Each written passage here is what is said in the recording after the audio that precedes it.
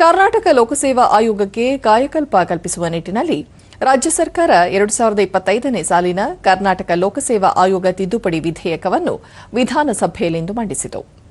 ಮುಖ್ಯಮಂತ್ರಿ ಸಿದ್ದರಾಮಯ್ಯ ಪರವಾಗಿ ಕಾನೂನು ಮತ್ತು ಸಂಸದೀಯ ವ್ಯವಹಾರಗಳ ಸಚಿವ ಎಚ್.ಕೆ. ಪಾಟೀಲ್ ಕರ್ನಾಟಕ ಲೋಕಸೇವಾ ಆಯೋಗದ ತಿದ್ದುಪಡಿ ವಿಧೇಯಕವನ್ನು ಪರ್ಯಾಲೋಚಿಸಬೇಕೆಂದು ಕೋರಿದರು. ಇದನ್ನು ಸಭಾಧ್ಯಕ್ಷರು ಅಂಗೀಕರಿಸಿದರು.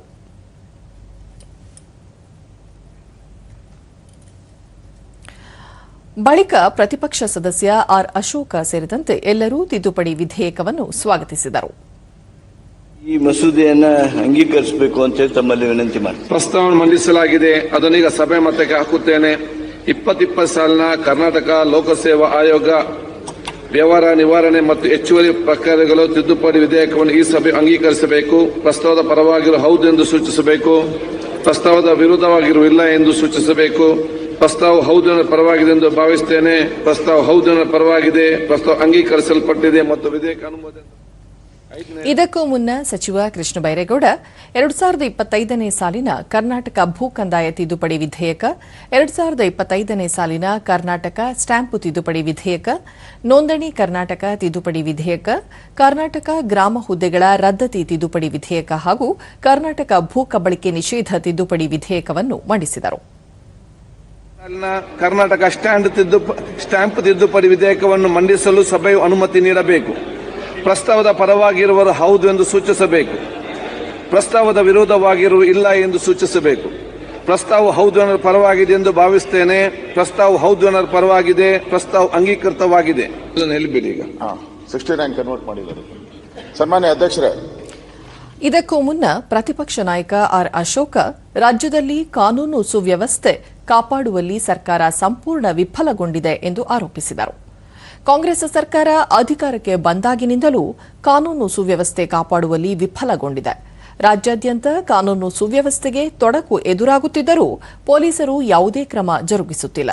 ಈ ಕೂಡಲೇ ಸರ್ಕಾರ ತಪ್ಪಿತಸ್ಥರ ವಿರುದ್ಧ ಕ್ರಮ ಕೈಗೊಳ್ಳಬೇಕು ಎಂದು ಒತ್ತಾಯಿಸಿದರು. ಬಿಡದಿ ಬಳಿಯ ಕಾರು ಉತ್ಪಾದನಾ ಸಂಸ್ಥೆ ಟೊಯೋಟಾ ಕಾಂಪೌಂಡ್ ಮೇಲೆ ಪಾಕಿಸ್ತಾನ ಜಿಂದಾಬಾದ್ ಎಂದು ಬರೆಯಲಾಗಿದೆ. ಕನ್ನಡಿಗರ ಬಗ್ಗೆ ಅವಾಚ್ಯ ಶಬ್ದಗಳಿಂದ ನಿಂದಿಸಲಾಗಿದೆ. ಉತ್ತರ ಕರ್ನಾಟಕದಲ್ಲಿ ಲವ್ ಜಿಹಾದ್ ಮೂಲಕ ಹಿಂದೂ ಮಹಿಳೆಯೊಬ್ಬರನ್ನು ಹತ್ಯೆ ಮಾಡಲಾಗಿದೆ. ಹಂಪಿಯಲ್ಲಿ ವಿದೇಶಿ ಮಹಿಳೆಯೊಬ್ಬರ ಹತ್ಯೆಯಾಗಿದೆ. ಆದರೆ ಸರ್ಕಾರ ಯಾವುದೇ ಕ್ರಮ ಕೈಗೊಳ್ಳದೆ ನಿರ್ಲಕ್ಷ್ಯ ಧೋರಣೆ ತಳೆದಿದೆ ಎಂದು ಆರೋಪಿಸಿದರು. ಈ ವೇಳೆ ಮಧ್ಯಪ್ರವೇಶಿಸಿದ ಸಭಾಪತಿ ಯುಟಿ ಖಾದರ್ ಸಚಿವರಿಂದ ಸೂಕ್ತ ಉತ್ತರ ಕೊಡಿಸುವುದಾಗಿ ಭರವಸೆ ನೀಡಿದರು. ರಾಮನಗರದಲ್ಲೂ ಒಂದು ಘಟನೆ ನಡೆದಿದೆ. ರಾಮನಗರ ನಿಮ್ಗೆಲ್ಲ ಗೊತ್ತಿದೆ, ಬಹಳ ಫೇಮಸ್. ಶೋಲೆ ಅಂತ ಫಿಲಂ ಎಲ್ಲ ಬಂದಿತ್ತು. ಕೈಗಾರಿಕೆಗಳು, ಹೆಚ್ಚಿನ ಕೈಗಾರಿಕೆಗಳಿರುವಂತಹ ಪ್ರದೇಶ.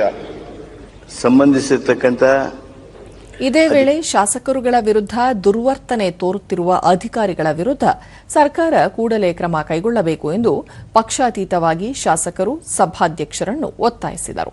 ಬಳಿಕ ಕಾನೂನು ಮತ್ತು ಸಂಸದೀಯ ವ್ಯವಹಾರಗಳ ಸಚಿವ ಎಚ್.ಕೆ. ಪಾಟೀಲ್ ಅನುಸೂಚಿತ ವರ್ತನೆ ತೋರಿದ ಅಧಿಕಾರಿಗಳನ್ನು ಸಮರ್ಥಿಸುವುದಿಲ್ಲ, ಶಾಸಕರೊಂದಿಗೆ ಚರ್ಚಿಸಿ ಕ್ರಮ ಕೈಗೊಳ್ಳಲಾಗುವುದು ಎಂದರು. ನಮ್ಮ ರಿಯಾಕ್ಷನ್ಸ್ ಪ್ರತಿಕ್ರಿಯೆಗಳ ಹಿನ್ನೆಲೆಯೊಳಗೆ ಮುಂದಿನ ನಿರ್ಣಯ ಮಾಡಿದರು. ಇದಕ್ಕೆ ಪ್ರತಿಕ್ರಿಯಿಸಿದ ಸಭಾಧ್ಯಕ್ಷರು ಅಧಿಕಾರಿಗಳ ವರ್ತನೆಯು ಇಡೀ ಸದನಕ್ಕೆ ಅಗೌರವ ತೋರಿದಂತಿದೆ. ಈ ವಿಷಯವನ್ನು ಹಕ್ಕುಚ್ಯುತಿ ಸಮಿತಿಗೆ ವಹಿಸುತ್ತೇನೆ ಎಂದರು. ಈ ಬಗ್ಗೆ ಮತ್ತೊಮ್ಮೆ ಪರಿಶೀಲಿಸುವಂತೆ ಸಚಿವರು ಕೋರಿದರೂ ತಪ್ಪಿತಸ್ಥರು ಶಿಕ್ಷೆ ಅನುಭವಿಸಲಿ ಎಂದು ಹೇಳಿದರು. ಎಚ್ಚರಿಕೆ ಗಂಟೆ ಕೂಡ ಆಗಬೇಕೆಂದು ಹೇಳಲಿಕ್ಕೆ ನಾನು ಇವತ್ತು ಇಚ್ಛಿಸುವಂತದ್ದು.